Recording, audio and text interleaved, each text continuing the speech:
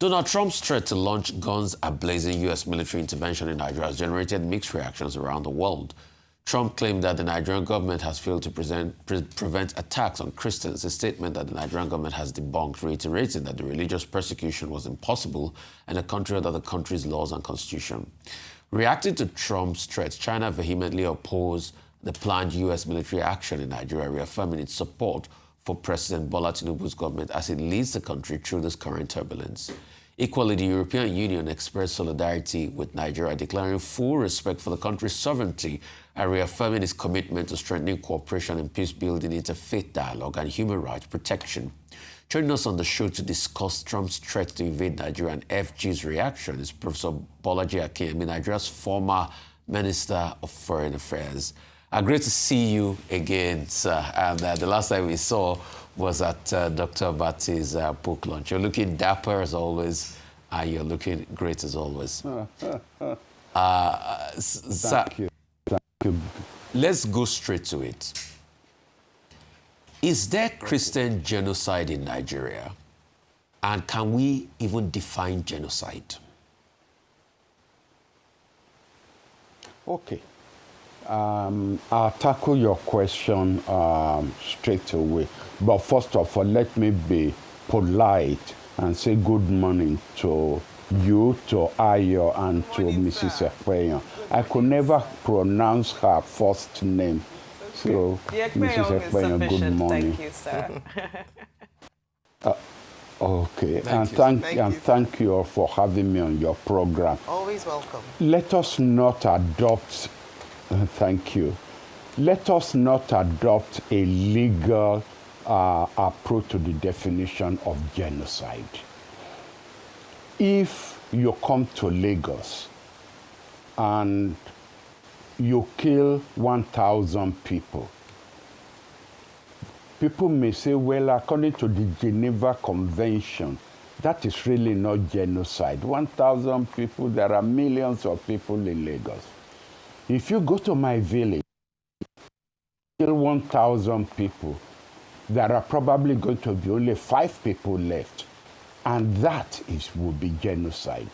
So it's a common sense definition we should adopt in dealing with this matter of Nigeria.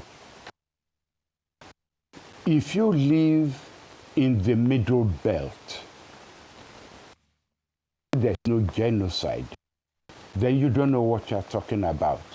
In fact, people who say there's no genocide in the Middle Belt, I would suggest they go and live in the Middle Belt, in Jos or wherever, for 100 days, and then they will come back onto your program and tell you their experience.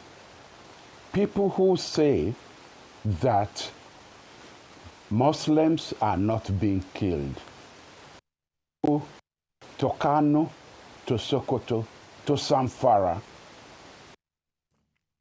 or not spend days there and come back to your program and say that if I made a very rational point this morning. He said, why would any Nigerian leave his village and go and live in an IDP camp? I visited those IDP camps when I was serving on the Boko Haram committee. For God's sake, even the hygiene there will not encourage you to send your, in fact, it's better to send your enemy to prison than to send them to an IDP camp. So why will a Nigerian go to an IDP camp if he's not running away for his life? Why will a Nigerian abandon his farm, which is the mainstay for sustaining his family, if he's not afraid that he will be attacked and he will be killed on that farm? So let us pardon Trump for the bombastic language that we know Trump. He's used to that. But the basic questions we should be asking ourselves are Nigerians getting killed in Nigeria? And the answer is yes. Let us not get into a religious civil war. It's not a question of whether Christians are getting killed or Muslims are getting killed. Christians are getting killed, but they are getting killed by Muslims, not by fellow Christians. Muslims are getting killed, not by Christians, but by fellow Christians. What we would like to see is that the killings should stop. And to me, the most sensible statement I have heard made, and on this question within our circle in Nigeria, is that by Pastor Adeboye, who has said that our own president should approach Trump and tell him what he intends to do and ask him for 100 days to prove that he can tackle the situation that is at hand. Because we must not deceive ourselves. After how many years has the Nigerian government, and not just the Tinubu administration, this thing goes all the way back to the Chibok girls under Jonathan's administration.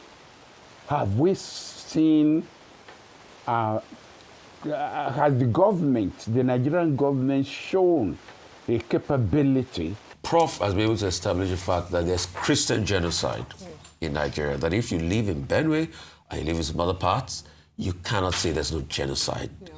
And it is not a fight between Christians and Muslims. Muslims are being killed, Christians are being killed. Yeah. There's Christian genocide. Okay, we have Prof back. Prof, continue your views, sir. Yes. Oh dear, I've forgotten where I stopped. That's what old age does to you. No, you said the person that have made a great point is Pastor Adeboye. Adeboye. Yes, yes.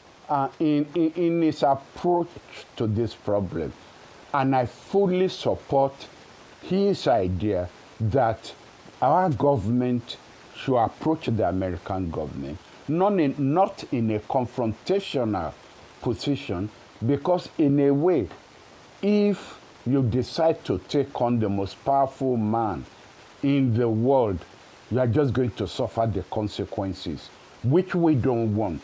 Nobody wants American boots on the ground. Yes. And all right, we should stop saying, what's happened? You can't hear me again? No, we can hear you. We can hear you. It was when you mentioned boots on the ground. I was going to highlight my question there just to bring you in, sir. Can I go on? Okay. Thank you so much for allowing me to interrupt. I just needed to get this in because of our time is short. So, talking about boots on the ground, and you've already mentioned or asserted that there is genocide in Nigeria. We had, just before the break, just before you came on, an interview exclusive with U.S. Congressman Bill Huizenga, and he also agrees with you. And then he says that the Nigerian government hasn't done enough for the number of years that this has gone on, up to 15 years. I don't know if you agree with him with that statement. And then Trump's response. In his own view, America has bigger priorities, for instance, trying to, their government shutdown at the moment and other priorities. What do you think in terms of Trump's response or his threat to come to Nigeria, military come to sort out the problem, supporting Nigeria? And then what do you think about the support of Nigeria from Russia and the European Union? How does, China and the European Union, how would this play? How would this play out? No. Please don't let us get ourselves onto the wrong track. Verbally, China, European Union, Russia, they will all come supporting you verbally. But from our experience of what Ukraine has been going through, confronting America with verbal support is not going to do us any good. So don't let us go on to that. What we should be asking now is, what should Tinubu administration be doing? I believe that his government and his security forces should show a willingness, a determination, and the ability to confront these people and to defeat them. I have heard it said on your program that if we can do what we did in ECOMOG, why can't we take on these people? And the answer is simple, because we're not united domestically. That consensus must be created by the domestic, by the Tinubu administration. And what one means is the administration must give directives to its own troops, and those troops must obey those directives. If it's necessary, Tinubu should clean out those troops to make sure that there are no, within the security apparatus, that there are no people who are leaking information to, whether it's Boko Haram, whether it's the ISWAS, whatever it is. Don't forget that the Americans have a big experience under Jonathan. When the Chibok girls were picked up by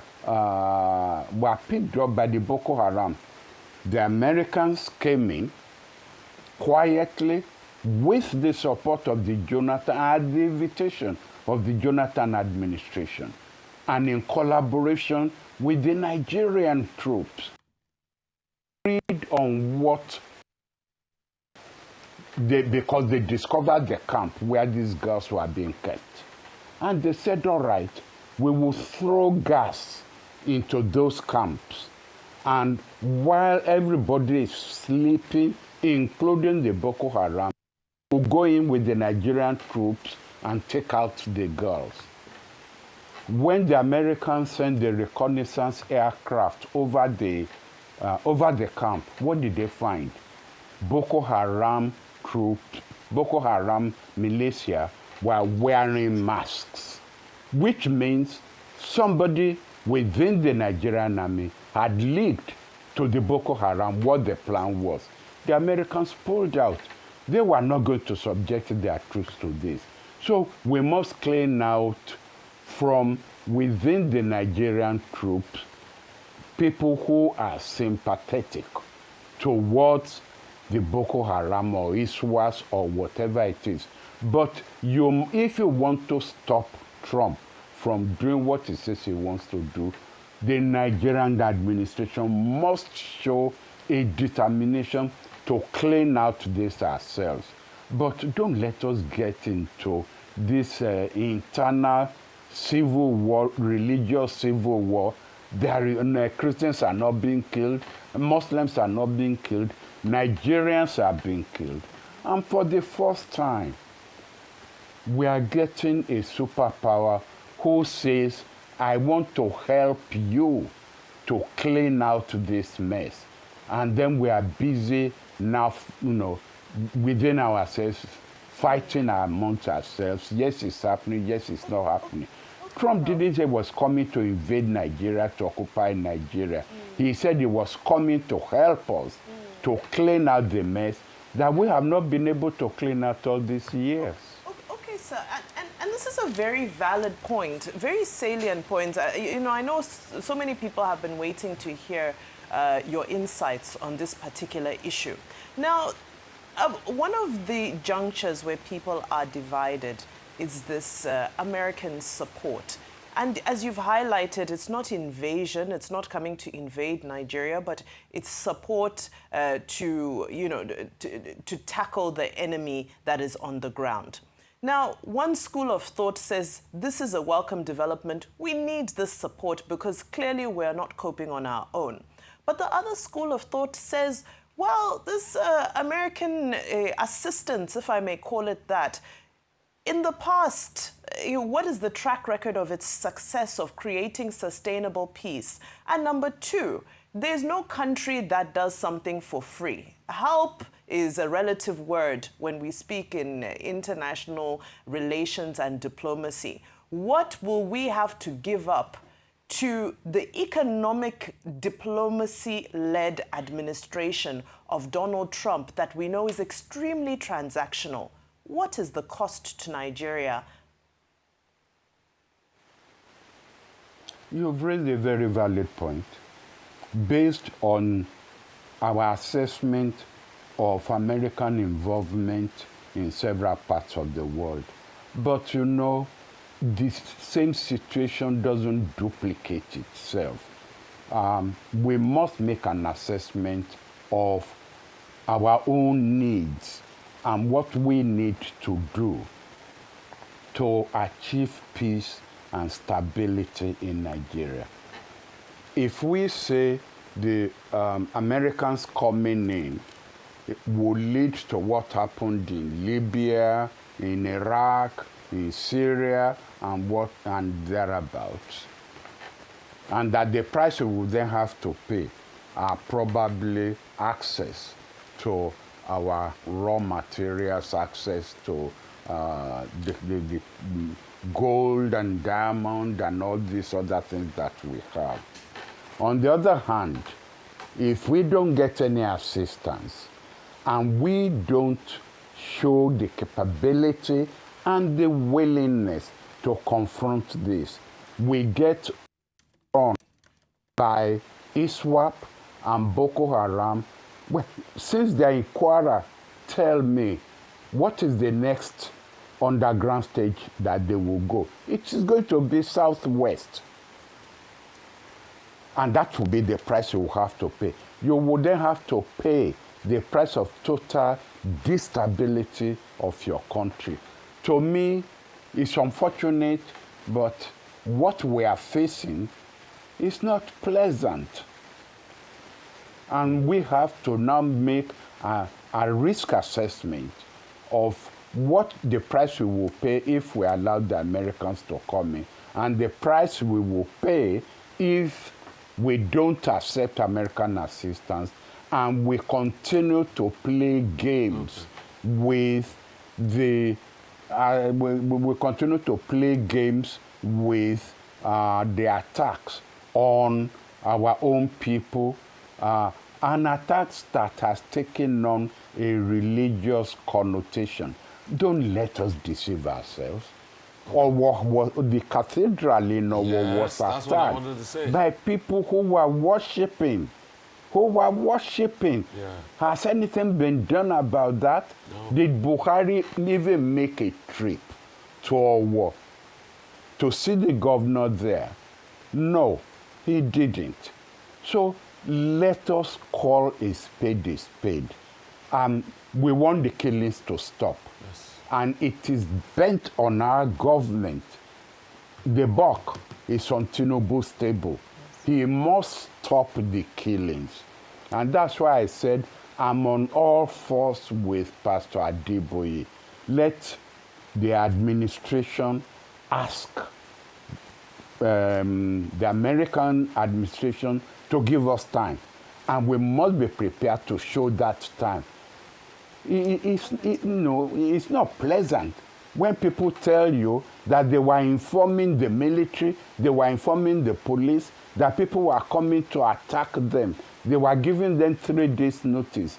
And the security forces didn't show up until after they had come and after massive killing had taken place.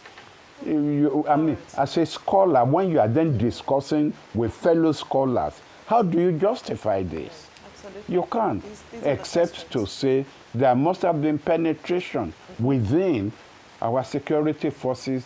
That penetration must stop. Absolutely. Thank you. Absolutely. On that very powerful note, we thank you, Professor Bolaji Akinyemi. Always a pleasure to be in conversation with you.